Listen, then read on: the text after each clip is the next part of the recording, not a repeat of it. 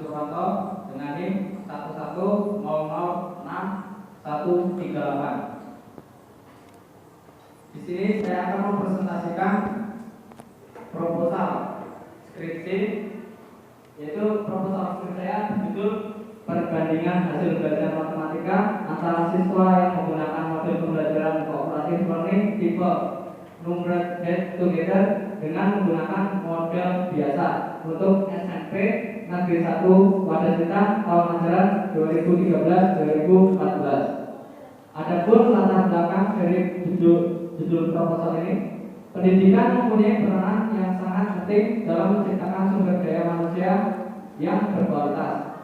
Pendidikan senantiasa berkenaan dengan manusia dalam pengertian sebagai upaya sadar untuk membina dan mengembangkan kemampuan dasar manusia seoptimal mungkin sesuai dengan kapasitasnya.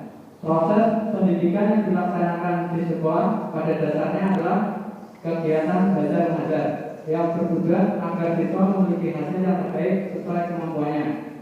Guru berperan sebagai faktor penentu keberhasilan siswa dalam belajar, serta keprihatinan terhadap hasil belajar siswa terhadap pelajaran matematika.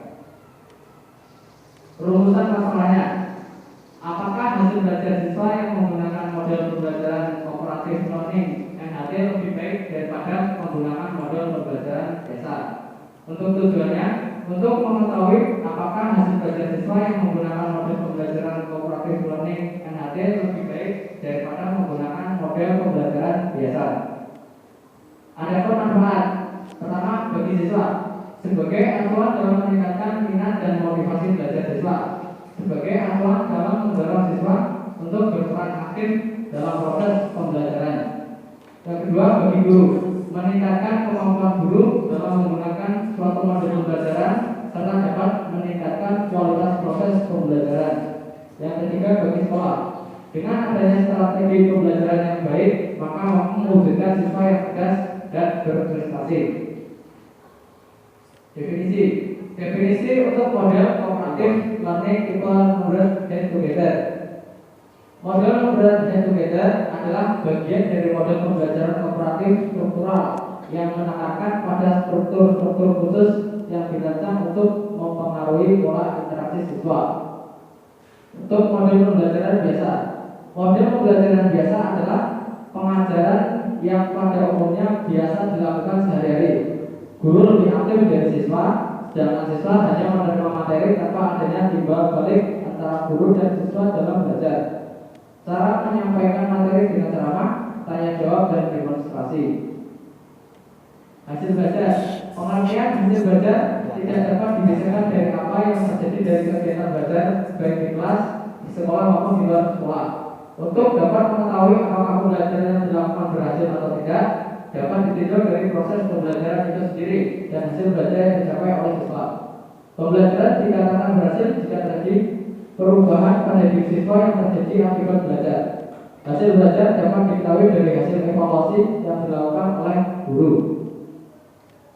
Kemudian dari NHT, menyebabkan siswa aktif dalam menjawab pertanyaan, melatih siswa berani dalam menyampaikan pendapat dan berani bicara di depan kelas, memotivasi dalam belajar, melatih siswa untuk bekerja sama dan menghargai pendapat teman dalam kelompok. Untuk kelemahan NHT sendiri yaitu pengkondisian kelas kurang, waktu pembelajaran yang diperlukan menjadi lebih panjang.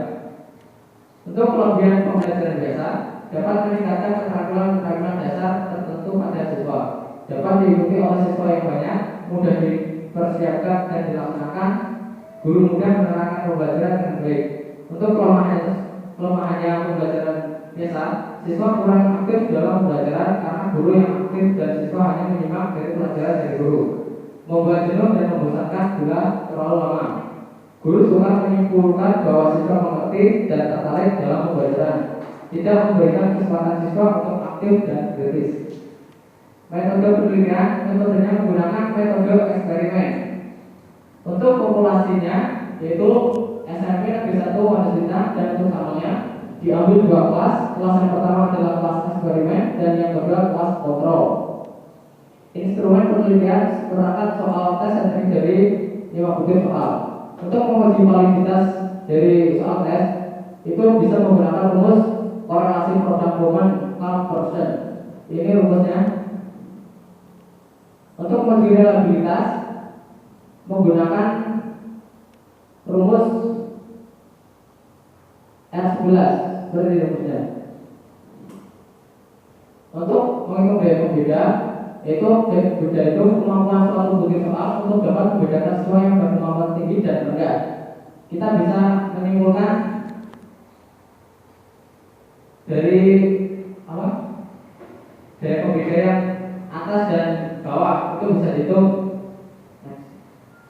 Indeks kesukaran bermutu atau tidaknya butir item tes hasil belajar pertama-tama dapat diketahui dari derajat kesukaran atau taraf kesulitan yang diberikan oleh masing-masing butir item tersebut.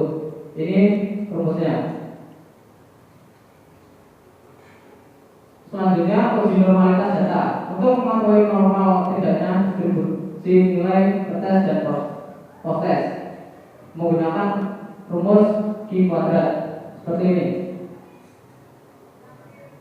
Uji homogenitas varian digunakan jika normal, yaitu menggunakan uji F, dan selanjutnya kalau tidak ketemu normal maka menggunakan uji non parametrik. Sekian presentasi dari saya. Apabila kesalahan saya mohon maaf. Assalamualaikum warahmatullahi wabarakatuh.